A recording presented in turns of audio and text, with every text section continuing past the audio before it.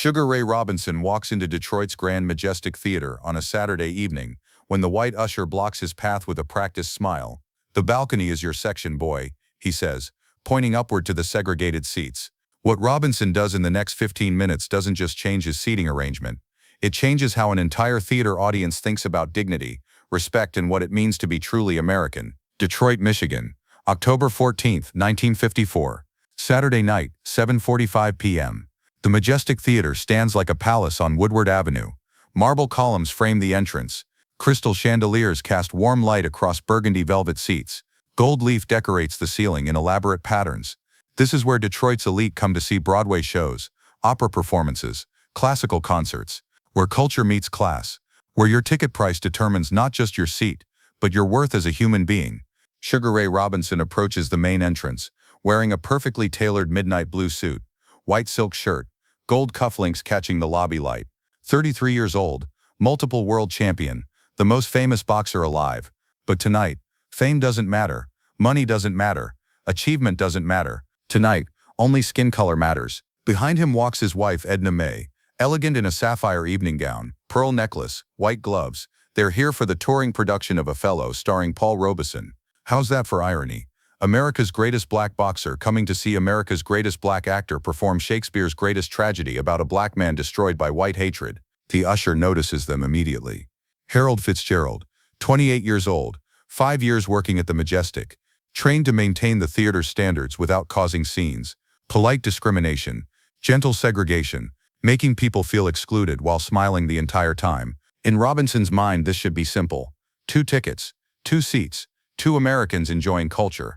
But Detroit in 1954 operates by different mathematics. Mathematics where talent, wealth, and fame become meaningless when confronted by the color line. "Good evening," Robinson says, presenting 2 orchestra section tickets. Premium seats, row G center, the kind that cost more than most people make in a month. Fitzgerald examines the tickets. Genuine, expensive, valid, but wrong, not because of any problem with the tickets themselves, but because of who's holding them. "I'm sorry, sir," Fitzgerald says, his voice carrying the practiced authority of institutional racism, "but there seems to be some confusion about your seating assignment." Can you imagine Robinson's frustration, holding legitimate tickets while being told he's confused about where he belongs? "No confusion," Robinson replies calmly. "Orchestra section, row G, seats 15 and 16, just like the tickets say." Fitzgerald glances around the lobby. Other patrons watching, white couples in expensive evening wear, board members who make budget decisions, people who expect certain standards to be maintained, people who would complain if policies weren't properly enforced.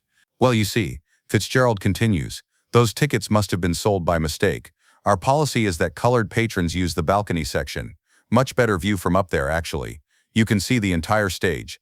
The balcony, the colored section, separate and decidedly unequal. Cheaper seats with obstructed views, where Detroit's black theatergoers are expected to watch culture from a distance.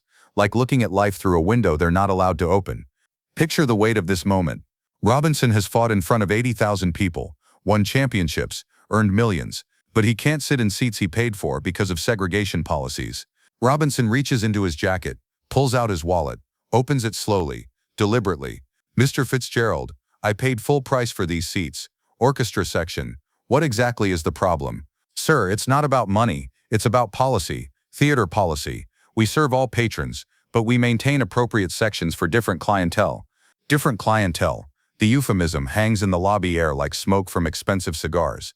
Robinson looks around the theater lobby, sees the posters advertising Othello, Paul Robeson's face prominently displayed, the theater promoting a play about a black military hero, starring a black actor, while refusing to let black patrons sit in good seats to watch it.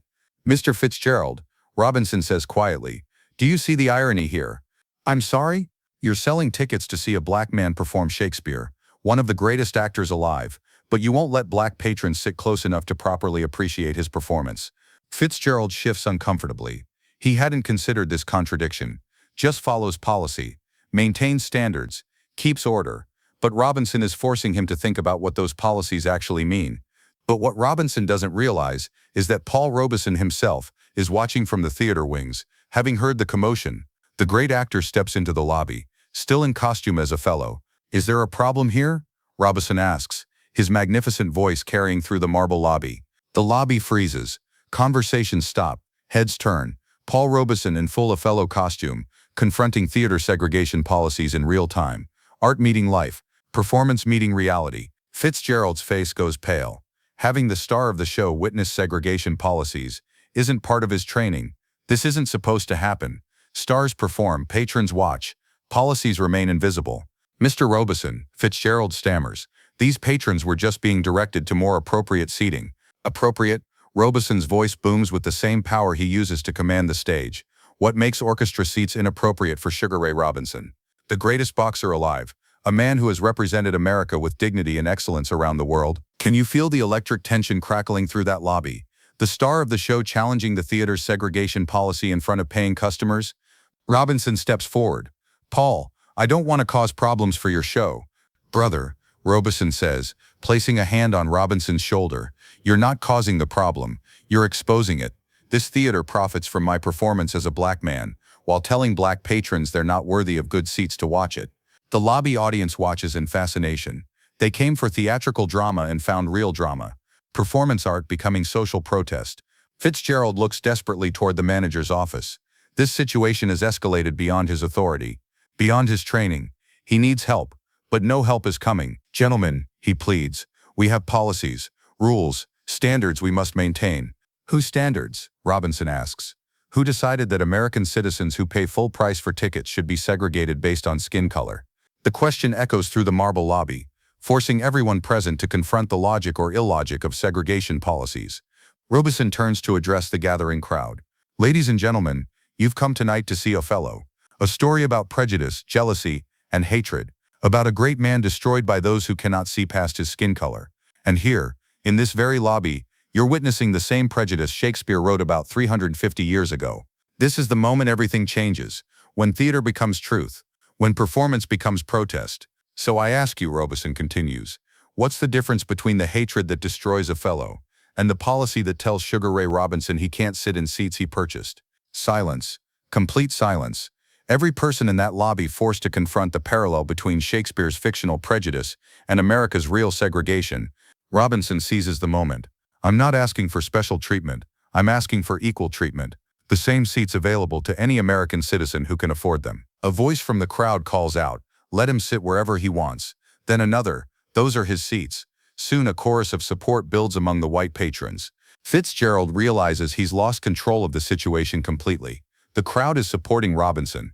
The star is supporting Robinson. Policy has collided with human decency, and human decency is winning. But then the theater manager appears.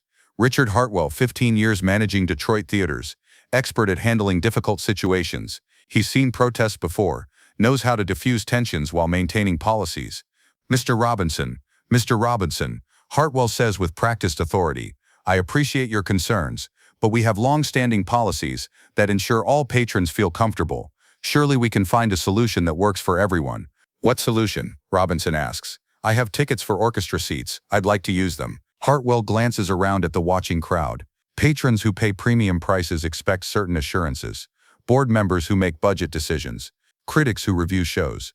People whose comfort matters more than equality. Perhaps, Hartwell suggests, we could arrange complimentary box seats, much more private, more exclusive than orchestra level. Box seats, still separate, still different, still segregated, just with better marketing. Robinson shakes his head.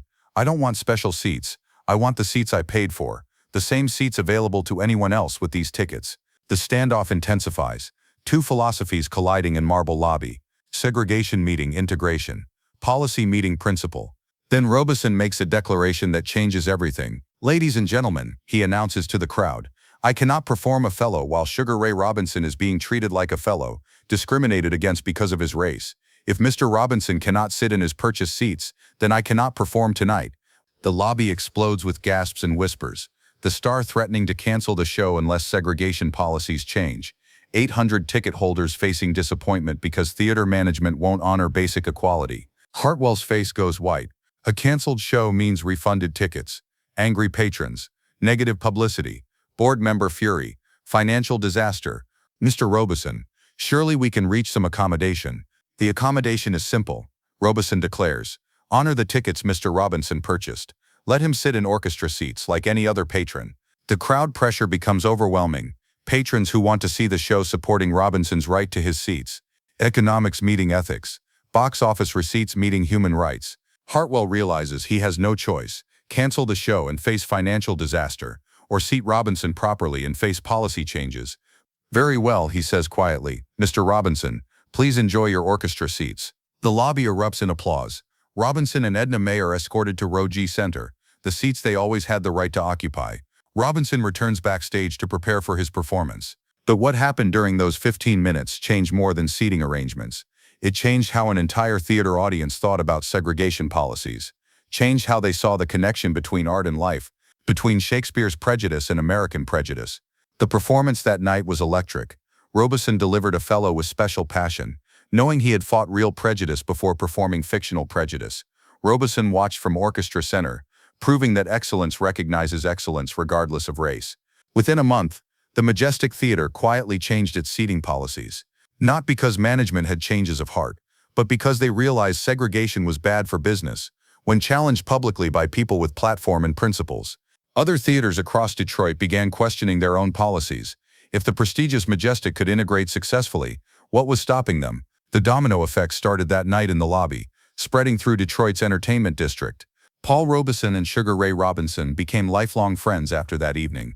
Two men who understood that their fame came with responsibility, that their platforms could be used to challenge injustice, that sometimes the most important battles aren't fought on stage or in the ring, but in everyday moments when dignity meets discrimination. The story spread through Detroit's black community faster than newspaper headlines. Word traveled through churches, barbershops, neighborhood gatherings. Sugar Ray Robinson hadn't just won better seats. He'd proven that segregation policies could be challenged successfully when confronted with courage and support.